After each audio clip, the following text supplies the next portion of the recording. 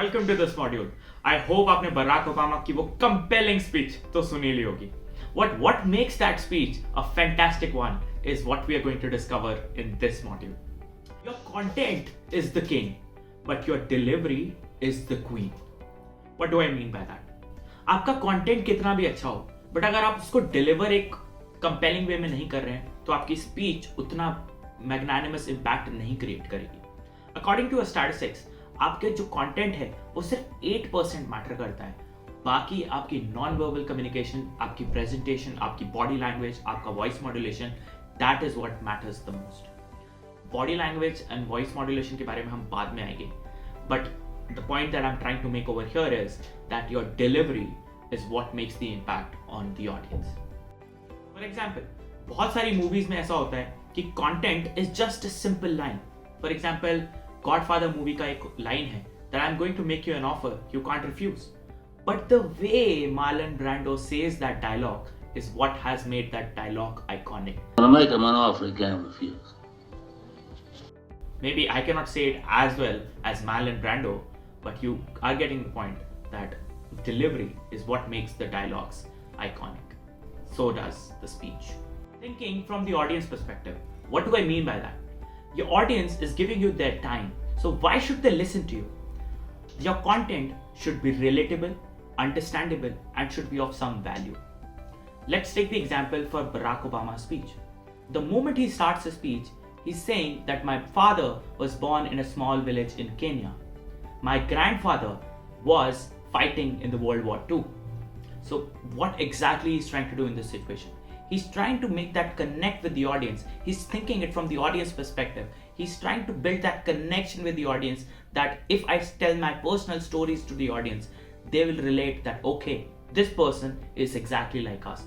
This person has the similar kind of upbringing that a normal American has, right? So this is exactly what I'm talking about when I say think it from the audience perspective. Point number 3 is building credibility and trust. Whenever you go onto the stage, your number one responsibility that in the first 15 to 30 seconds, build that credibility and set up that trust with your audience. What do I mean by that? For example, if you're talking about a subject that is not your forte, your audience will understand that this guy is just beating around the bush, he does not know much about the subject, and they will just not listen to you after 1 or 2 minutes. So if you want your audience to stay with you from the very start to the very end, it's your responsibility to build that credibility and trust, right? Let's say if somebody wants to talk about fitness and that guy is 150 kg and he is not anyone who should be talking about fitness, do you think that the people who are listening to him will pay attention to that guy? Because that guy has lost the trust and credibility the moment that guy will come onto the stage. Because that guy can speak on anything but fitness, right? So that is exactly what we mean when I say to you that build credibility and trust with your audience. Point number 4, and that is my personal favorite, is say something which is like a grabber, a strong opening line. You must have heard the speech of Martin Luther King when he's starting a revolution in America, when he says, I have a dream. I have a dream to live in America which is beyond the racial discrimination, which is not bounded by black and white. This is exactly what I'm talking to you.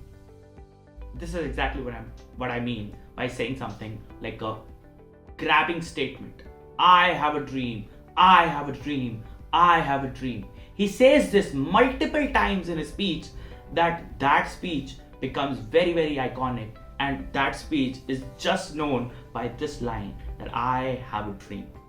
There are many ways by which you can grab the attention of the audience. Thing number 1 is you can ask a thought-provoking question the moment you start your speech. Or you can give an unbelievable statistics that is related to your speech. When the audience will listen to that statistics, they will be like, oh wow. For example, if you're talking about rapes in India, you can talk about a statistics that every 4 minutes a woman is raped in India. That's a very strong statistics to grab the attention of the audience when you're talking about such sensitive topic. Or you can give an unbelievable statistics when you're starting your speech. Something like an average American eats 13 pounds of ice cream per year. Wow, 13 pounds. This is something which is like absolutely mind blowing. So your audience will go, okay, this guy is talking something interesting. So that is exactly what you can use to your advantage. Then you can use these hacks to grab the attention of the audience when you're starting your speech. A joke, maybe. A joke is a very important way or a very usual way to make the environment light. You can just crack a joke and audience will enjoy it. You will get that laughter and it will make you and your audience very much comfortable with each other. So these are some of the ways in which you can start your speech, and the moment you start your speech in this way, you will immediately set up that connect. The next point is try to change the emotional state of your audience. Try to change the emotional state of your audience. Take them on a journey. Tell them stories. That's exactly what Barack Obama is doing in that speech. He's telling them that there is no black America, there's no white America, there is one United States of America. There is no Latino America, there's no Asian America, there is one United States of America. America has a place for straight people, men, women, gay, black, white, everyone. So he's trying to get everybody together when he's delivering that speech. When Barack Obama was appointed as the president, before that, America was facing economic issues, social issues, racial discrimination, and all of that. So that is exactly what Obama tried to do, that he hit the nail where it was required. He tried to change the emotional state of the audience. The audience saw Obama that this person can change our life. This person will bring in more positive effect. He made them see that there is a hope, light, and positivity. That's what made that speech an iconic one. He talked about hope, he talked about positivity, he talked about change that can make America great again. Next is be concise and relatable. When you're giving a speech, many people have a misconception that if you're using very fancy jargons and vocabulary, you're going to make that impressive connect with the audience. No, that's not true. It's your responsibility that your message reaches the audience in the simplest way possible. And what is that way? The way is use plain English, plain Hindi, or whichever language you're communicating with without using any jargons. For example, that's what Obama did. He did not use any political jargons. Instead, he used very simple short stories to make that impact with the audience. From an Indian standpoint, if we take the example of Shashi Tharoor and Narendra Modi, both are fantastic speakers. But speaker number one, Shashi Tharoor, he uses very complex English words which is very difficult to digest for an average Indian. So does that make Shashi Tharoor a bad speaker? No, but that does make his speech limited to a particular set of audience. On the other hand, Narendra Modi speaks in a very simple language, very relatable language, and that's what makes him a magnanimous kind of a public speaker. He immediately makes that connect with the audience by using simple words, simple stories, simple anecdotes that the audience can relate with. So as a public speaker, it's your responsibility to be very concise, because it's not your responsibility to make that fancy impression on the audience. It's your responsibility to make your message reach to the audience in the simplest way. It's not your responsibility to make a fancy or a hi-fi impression on the audience, right? That is what I'm saying when I say be concise and relatable. The next point is be yourself. I've seen many speakers who are trying to be someone else. And the fact is that the audience loves authenticity.